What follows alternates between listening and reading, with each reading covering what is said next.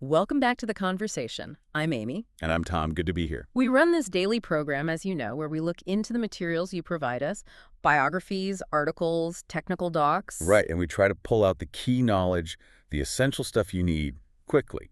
And today is Thursday, so as we always do on Thursdays, we're exploring the lives of fascinating people who really changed the world. And few fit that description better, I think, than Nikola Tesla. Born 1856, died 1943. Definitely. We're digging into the sources today to understand this brilliant Serbian-American inventor. I mean, his name is everywhere now, especially with electric cars. It really is. But his life, well, it was this incredible arc. World-changing inventions, then obscurity, eccentricity. It's quite a story. So our goal here is to look at these documents and figure out how this visionary engineer, this futurist, became this icon, but also this sort of legendary, almost mythical figure. And let's not forget, the SI unit for magnetic flux density, the Tesla, Right. is named after him. That's a huge honor in science. Huge. Okay, so to really get the later parts of his life, the struggles, we need to start at the beginning. His childhood seems crucial. Where do we start with the making of Tesla, the inventor? Well, we start in Smiljan. That was in the Austrian Empire then, modern-day Croatia.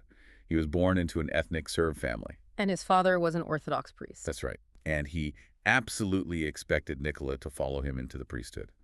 That was the plan. But the sources suggest his inventive spark really came from his mother, Uka Mandic. Absolutely. It's fascinating. She couldn't read, apparently, but she had this incredible knack for mechanics, always inventing household tools, gadgets. Oh. Yeah, and Tesla himself credited her genes, and her influence for his own creative streak, and importantly for his photographic memory. Which is eidetic memory, right. And that ties into his unique working method, the visualization. Can you talk about that? It seems so central to his genius. Oh, it was almost unbelievable. Unlike basically everyone else, Tesla didn't really need drawings or prototypes in the early stages. He just built it in his head. Exactly. He could picture a complex machine, turn it around, run it mentally, spot problems, make adjustments, all completely inside his mind. That's incredible. It meant he could develop ideas incredibly fast. He was already debugging before anything physical was built. Apparently, teachers sometimes thought he was cheating because he'd get answers to complex problems without showing any work. I can imagine. It must have made collaborating difficult, perhaps, if others couldn't keep up with his mental leaps. That's a good point. Despite that obvious brilliance, though, his formal education was, well, it wasn't smooth. He didn't finish his degree. No. He studied at Graz University of Technology, but dropped out. Some biographers mention issues with gambling, maybe womanizing. It's a bit murky. But there was a key moment before that. He got cholera, nearly died. And his father, apparently in desperation, promised that if Nikola recovered, he could go to engineering school instead of the priesthood. So escaping his expected path through illness, that's dramatic. Very. So after recovering and getting some experience in Europe, he set sail for America in 1884, aiming to work for the biggest name in electricity then, Thomas Edison. Ah, the famous meeting. He arrives in the U.S. Yes, supposedly with just 4 cents in his pocket, some poems he'd written, and a head full of revolutionary ideas. He found Edison's workshop on the Lower East Side in Manhattan. Not exactly glamorous, I imagine. No, he apparently called it a painful surprise compared to European labs. But he got hired to improve Edison's DC generators. And this is where the legendary falling out happens. He only lasted 6 months. Just 6 months. The story, the one Tesla told, is that he was offered a massive $50,000 bonus, a fortune back then. Which would be like, what, over $1 million today? Easily. The bonus was to completely redesign Edison's standard DC machines, make them more efficient. And he did it. He did it. According to Tesla, when he asked for the bonus, the manager, possibly Edison himself or a close associate, essentially laughed it off, called the offer a practical joke. Oh, wow. That's brutal. It's brutal. And that was it. The relationship was instantly broken, the rivalry cemented. Did Edison's company ever publicly respond to that, or just let Tesla seem like a difficult genius? It seems mostly ignored publicly by Edison's side at the time. But for Tesla, it was a huge blow. Personally, financially. Imagine this incredible mind suddenly betrayed, unemployed in a new country. Oh, yeah. And it got worse. His first attempt at his own company failed when investors pulled out. He actually hit rock bottom. He wrote about having to work digging ditches for $2 a day. Digging ditches. After designing generators. Yeah. He said his education felt like a mockery Uh, at that point, just crushing. But that low point didn't last forever. It actually pushed him towards his greatest contribution, right? Yeah. The alternating current system, AC. Exactly. By 1887, he found new backers, started a new company, and focused on perfecting the AC induction motor using polyphase current. Okay, so let's break that down simply. What was the big problem with Edison's DC that Tesla's AC solved? The main issue with direct current DC was transmission distance. Right. Voltage dropped significantly over copper wires. So with DC, you needed a power plant practically every mile or even closer in a dense city.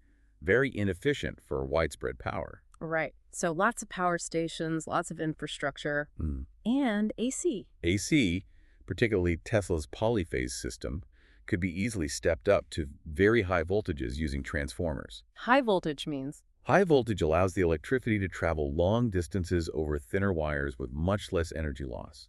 Then, near the destination, another transformer steps down the voltage to safe levels for homes and factories. Ah, I see. So it's that transformation capability that makes it scalable. Precisely. That ability to change the voltage up and down efficiently is what made electrifying entire regions, eventually the whole world, possible, not just a few city blocks. And this obviously caught the eye of George Westinghouse. Immediately, Westinghouse was Edison's competitor and saw the potential. In 1888, he licensed Tesla's AC patents. Big deal. How big? $60,000 in cash and stock, plus a royalty $2.50 for every horsepower of AC electricity sold. And Tesla got a consulting gig for $2,000 a month. Okay, so things are looking up, but this leads directly into the war of currents, which sounds dramatic. It was. It wasn't just technical debate. It was, frankly, a vicious propaganda war. Led by Edison. Yes. Edison had invested heavily in DC infrastructure.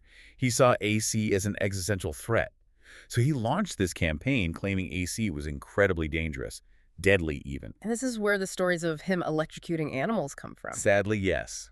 Public demonstrations using AC to kill dogs, cats, even an elephant once, trying to associate Westinghouse and Tesla's system with death in the public mind. That's really dark. It was a low point in scientific competition. But the turning point came in 1893. The Chicago World's Fair, the Columbian Exposition. Exactly. Westinghouse underbid Edison to light the entire fair using Tesla's AC system. It was a massive gamble. And it worked. Spectacularly. When those thousands of lights switched on, powered by AC, it was undeniable proof. Safe, effective, powerful. Tesla was there too, demonstrating his inventions, including the famous Egg of Columbus trick. The egg? What was that? He used a rotating magnetic field generated by his AC system to make a copper egg spin and stand on end. It was a clever way to show the principles of his induction motor without complex explanations. Pure showmanship, but effective. So the fair was a huge win, and that led to using AC for the Niagara Falls power plant, right? The model for hydroelectric power everywhere? Yes, Niagara Falls fielded. AC became the standard. But this victory leads to that big paradox about Tesla. If he invented the winning system, why didn't he become incredibly rich like Edison or Westinghouse? Yeah, what happened there? It comes down to another dramatic moment. Around 1890, there was a financial panic. Westinghouse Electric was in serious trouble, facing bankruptcy. Okay. The bankers putting pressure on Westinghouse demanded cuts. One big liability was that generous royalty clause they owed Tesla on every AC horsepower. Westinghouse apparently went to Tesla, showed him the dire financial situation, and basically pleaded, saying the company's survival and thus the future of AC was at stake. And Tesla? He listened. And then he just tore up the royalty contract. He just ripped it up, forfeiting potentially millions, maybe billions eventually. Exactly. He released Westinghouse from the obligation. He believed so strongly in getting AC technology out into the world that he sacrificed his personal fortune for it. Wow. That's almost hard to comprehend from a business perspective. Completely. Right. It shows his priority was the vision, the science, not the wealth. And it really defined the rest of his life and career. So after AC is established, he doesn't rest. He moves on to even more ambitious, maybe even stranger ideas. He really does. He shifts focus to high-voltage, high-frequency electricity. This leads him to invent the Tesla coil in 1891. The Tesla coil, those things that make big sparks, you see them in science museums. That's the one. It produces very high voltage, but low current, AC. And this was key for his next obsession, wireless transmission. Wireless electricity, like sending power through the air. Yes, and wireless communication, too. He needed that high voltage because it makes electricity more likely to jump gaps, to radiate. He believed the Earth itself could be used as a conductor. So he wasn't just thinking about radio signals, but actual power transmission. Both. He did amazing demonstrations like lighting up vacuum tubes called Geissler tubes wirelessly across his lab just by holding them in the high-frequency field. Which leads us to the Wardenclyffe Tower, the giant mushroom-looking thing on Long Island. His grandest project, and ultimately his biggest failure, built between about 1901 and 1906.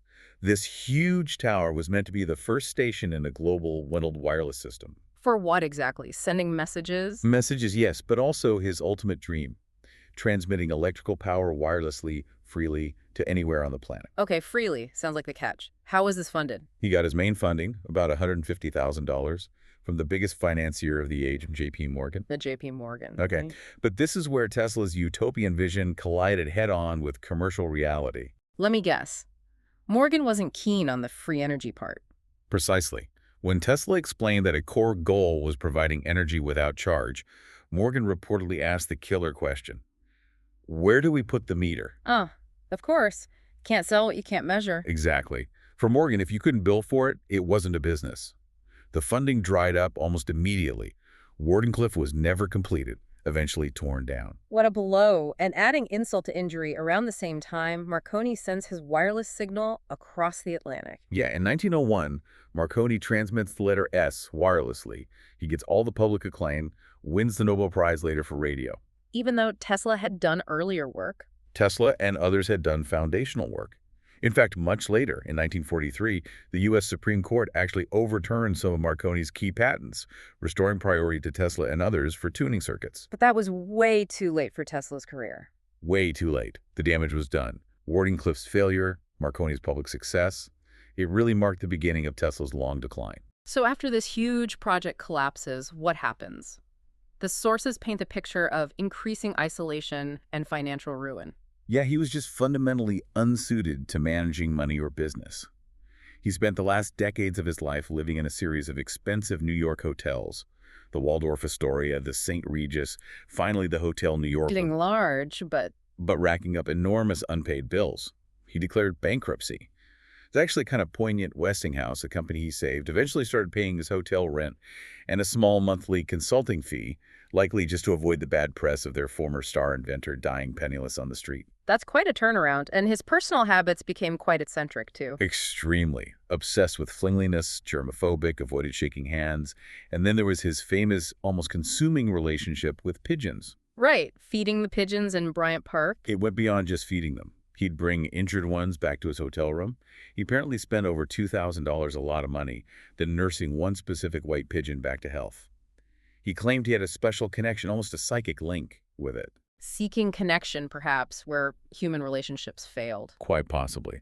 A sign of his profound isolation, maybe bordering on delusion by then. But even in decline, he still made headlines, right, with his annual birthday press conferences. Oh, yes. These became quite the spectacle, apparently encouraged by a journalist friend, Kenneth Sweezy. Tesla would hold court, announce incredible inventions, some perhaps plausible, others less so. What kind of outlandish claims are we talking about? Well, there was a motor supposedly running on cosmic rays. Ugh. His idea for a death ray, which he called Teleforce. He claimed it was a defensive weapon that could shoot down airplanes 250 miles away and would end all war. A peace ray through destruction. Interesting logic. Always that idealistic twist, even in his more bizarre ideas. He also claimed he was working on a machine to photograph thoughts directly from the retina. Wow. And he even claimed that years earlier, back in 1898, one of his mechanical oscillator experiments accidentally caused a small earthquake in his Manhattan neighborhood. Did he ever provide proof for these things? Mostly theoretical claims, complex physics arguments. He also famously rejected Einstein's theory of relativity, called it a bigger wrapped in purple, insisted space couldn't be curved. So pushing boundaries, but also alienating the scientific mainstream. Completely. It made him seem like this eccentric, almost mad scientist figure in his later years. And his end was quite solitary. Very much so. He'd been hit by a taxi a few years earlier, in 1937, refused proper medical care, and never fully recovered. He died alone in his room, 3327, at the Hotel New Yorker. When was this? January 7th, 1943. He was 86. The official cause was coronary thrombosis, found by a hotel maid, bankrupt, largely alone. Such a tragic end for someone who gave so much. But history has been kinder to him since, hasn't it? His legacy seems larger now than ever. Absolutely. After his death, especially from the mid-20th century onwards, historians and scientists began to reevaluate his work. They realized just how incredibly far ahead of his time he was. And the tangible legacy is still aware. Definitely. We mentioned the SI unit, the Tesla. His AC designs powered that first huge hydroelectric plant at Niagara Falls, set in the template. He held around 300 patents worldwide. But beyond AC, his other ideas also foreshadowed later tech, right? Unquestionably. His experiments touched on principles used in radar, X-ray imaging. He demonstrated a radio-controlled boat way back in 1898. That's the ancestor of remote control, drones, everything. And the wireless dream. His world wireless system, even though it failed, the core idea of global instantaneous communication and information sharing. That sounds a lot like, well, cell phones and the internet. He is dreaming of the connected world a century early. It's amazing, and culturally, he's had this huge resurgence since the 90s. Movies, books, the car company. Yes, Time magazine actually put him on the cover back in 1931, but the real pop culture boom is more recent. Films like The Prestige, documentaries, and of course Tesla Motors, founded in 2003, cementing his name with cutting-edge tech again. It really brings it full circle. The forgotten genius, now unforgettable. It really does. It makes you think about that quote attributed to him, something like, "The present is theirs." The future for which I really worked is mine. Yeah, that sums it up perfectly. It really does capture that sense of vindication across time. Well, that was a truly fascinating look through the sources on Nikola Tesla, a complex, brilliant, and ultimately quite tragic figure. Thanks for walking us through it. My pleasure. An incredible life to explore. We'll leave you, our listeners, with one last thought from Tesla himself. It's a bit provocative and maybe speaks to his own struggles. The scientists of today think deeply instead of clearly. One must be sane to think clearly, but one can think deeply and be quite insane. Something to ponder. Definitely. If you enjoyed this discussion, please do subscribe to our channel so you don't miss out on future analyses. We hope you'll join us again tomorrow. As always, on Friday, we'll be shifting gears to talk about fascinating books. Looking forward to it. Thanks for listening, everyone. We'll talk to you then.